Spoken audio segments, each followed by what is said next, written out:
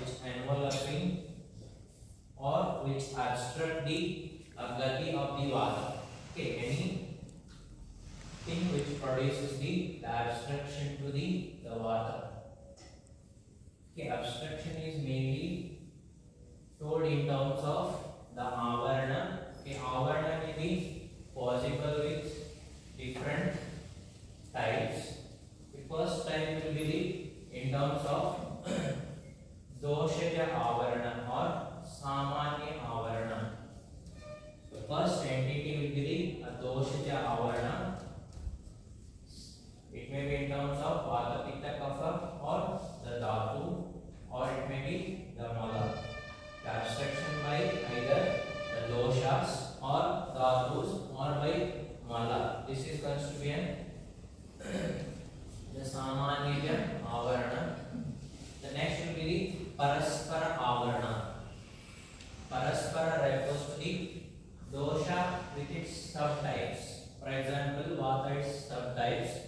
Okay, prana may be udana, samana, apana, vana, like that. Paraspara, the vata with subtypes and pitta with its subtypes and kapha with its subtypes. That is constituent the paraspara avarana.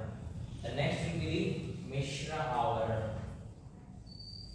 Mishra avarana. Okay, totally there are 47 varieties of the avaranas which are identified clinically. Out of 47 varieties of the avarana, we commonly diagnosed are 42 in number. The first will be the doshaja, dhatu and the mala varieties. This is also considered murta avarana. The one which is possible and we can identify clinically is also called as murta avarana. These are 22 in number. The next will be the amurta avarana, is also called as paraspara avarana. These are 20 types. Totally 42 is diagnosed many times, and 7 the mishra varieties are the 7 in number. Sorry, not 7, the 5 in number. Totally the 42 and next will be a 5. The mishra avarana is 5 in number. Totally the 47. But the clinically identified are 42 in number, and even one more reference we mentioned as these are constituent innumerable in number based on the dosha samochana. Okay, finally we concluded with the dosha samochana also causes the avarana in different the dosha wise combinations, that is constituent innumerable in number. That's why you need to identify which avarana which is possible in individuals. So most of the time the avarana is the bridge between the samprapti as well as the nidhana. That's why Charaka identified many times it is part and parcel of the samprapti itself. Okay, here he says, write down this. Vayor dhatu kshaya kopo. Already I think we discussed once. Vayor dhatu kshaya. Dhatu kshaya kopo. The next he identifies margasya avaranena cha. Margasya avaranena cha. Here we identified the word avarana. Margasya avaranena cha. Next, vata pitta kapha dehe. Next slide, continue it. Vata pitta kapha dehe sarva shroto anusarinaha. Vata pitta kapha dehe sarva shroto anusarinaha. Vayureva hi margatvat dvayo api tatra udiranaha. Shloka number 59 and 60. Here you can identify the Vatavadi Samprapti is not only with one the aspect, you need to consider the one is Vayor Dhatu Kshaya. The Vata Vadis are mainly possible with the Dhatu Kshaya. I think we discussed many of the Dhatu Kshaya Janya Vatavadi. The next will be a Prakopa. It may be because of the Swa Nidhanajanya Prakopa. The next will be Margasya Avarana. Okay, here the marga refers to the, especially in the Samprapti of the Vatavadi, the Rikta Srotas, mainly the Rasa Rakta Marga. There will be the Rikta Srotas, it will be in the flow of Rasa Rakta Sammanana Marga. The avaroda of the Vata in the Rasa Rakta Sammanana Marga causing with the Avarana. The Avarana may be possible with two entities. One is Avaraka. Okay, in the concept of Avarana, you need to identify two things. The one is Avaraka. The second one is Avarya or Avruta.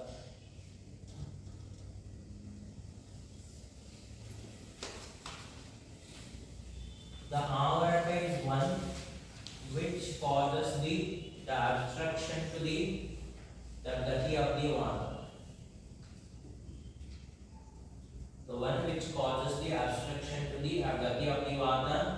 Earlier I told it may be a dosha, or it may be a dhatu, or it may be a mala, or it may be even anna. This is considered to be an avaraka. The avarya will be always the vata itself. Okay, here you can take the example. You can take the one, the pipe, through which there is no obstruction. If there is no obstruction, normally there will be a flow of the water, and we can identify the normal flow. If there is any obstruction in this particular the flow, not only the water, we can take any hollow visceras. Here there will be the obstruction. The more of the time, the gati of the or momentum of the particular the vayu is obstructed, and the prolonged stay of this vata which causes the vitiation of the dosha. Then patient may land up with the avarana. Okay, here there will be avarana to the rasa rakta marga by any of the avarakas. Then the avarya leading to the avarana concept, means the dushti of the doshas. Here we have the examples which is mentioned in next slokas. The first will be the pitta of the vata. Just identify which one is considered to be in the avaraka and which one is considered to be in the avarya. Always the avarya will be vata dosha and avaraka will be either dosha, dhatu mala, or we may have the anna also. Anna also causes the avaroda to the vata gati. And next, in case of the clinical manifestation of the avarana, how we can identify the avarana and how we can treat these individuals. So these examples we get in the different explanation. The one example he says the pittavruta vata. There are different other examples. Pittavruta vata. Here we can identify the different lakshanas. Lingam pittavrute. If anybody is having the pitta avarana, then daha trishna shula brahmastamaha. I think yesterday few of maybe are confused with the presentation of the avarana janya patient. Here we can clarify lingam pittavrute. Anybody is having the pittavruta vata. Here lingam pittavrute, daha trishna and shula, and even the shula is also identified as the lakshana brahmastamaha.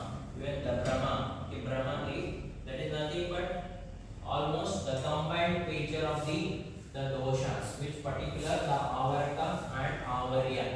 Here we can identify if avaraka dosha is more, the dushti of the avaraka dosha is more, we can identify that particular dosha dushta lakshanas.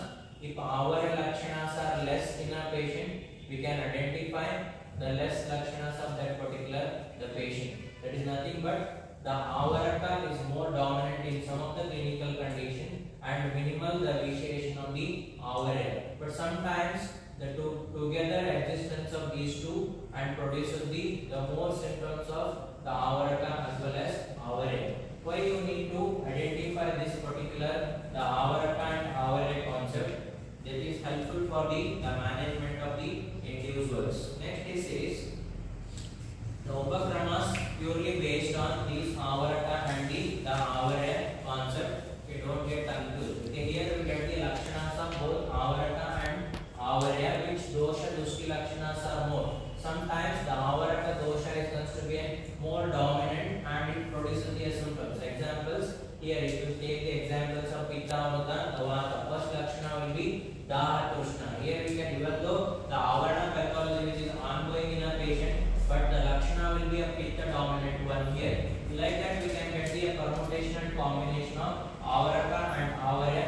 Sometimes the avaraka lakshanas are more dominant and sometimes the avare is having the minimal initiation. Here we can identify the some of the upashayas we need to follow. Okay, we have the different treatment protocol pertaining to the avarana. The one is based on the nidana and second will be based on the lakshana and next will be the upashaya and anupashaya and last will be the vata dosha, the upakramas. Here it says kato, amla, lavana, ushna. These are considered to be the some of the upashayas we need to follow a patients who are suffering with the pitta or the vata. If you going to supplement like the upakramas, kato, amla, ushna, lavana, the vidaha, there will be a worsening of their symptoms. And sometimes these patients will have the shita kamita. The shita kamita that you need to identify. The next is given the example of kapavruta vata. Kapavruta vata. Here we can identify shaitya gaurava shulani. There will be a more of shitata. The patients will have the more of the shita in their body and gaurava. I think we can identify based on the avaraka. Here avaraka will be the kapha dosha. That's why the patients will have the dominancy of the kapha lakshanas here. Shaitya and the guru gantrata. Shula will be a minimal lakshana that is related to the vata. Next, katu. If you do the upashaya in the form of the katu upashayo adhikam, there will be a katu which is going to reduce the symptoms. The next will be the langana ayasa ruksha ushna kamita. The patients of this particular the avaraka and avara will have the kama towards the ruksha and the ushna aushadis and the upakramas. Like that we have the dosha avruta. The next will be the dosha avarana will be in terms of vata pitta. Next the dhatu avarana. The dhatu will be the rakta avruta vata. Tatra rakta avruti sa daha arti tvak mansa antara ruja vrisham bhavet sa ragaha swayatur jayanti mandalani cha. Just we can identify different the lakshanas. We just go with this the rasa we go the swak rakta mamsa meda asti manja dhatu the shukra. The next will be mala avarana. What we discussed in terms of the avaraka may be a dosha like kapha and the pitta dosha and others from rakta mamsa meda asti manja and kapha also. The next will be the anna avarana. Next, the mutra avarana and pulisha avarana. If we go with here the anna avarana, here only we get the reference related to the anna avarana, but some of the disorders which are even explained in their chapter of the grahani ulma, there are different other chapters which even explain about the concept of avarana. Okay, the first reference will get in the vata valley, but few other areas. If you go with the chapter of Unmada, there also we get the reference of the avarana. That's why the avarana is not the generalized the pathological entity. Okay, where we get the avrodha to the especially the vata marga. They definitely will come across this particular the presentation. Okay, the next will be the clinical symptomatology, not only this particular ವಿಶೇಷ ಆವರಣ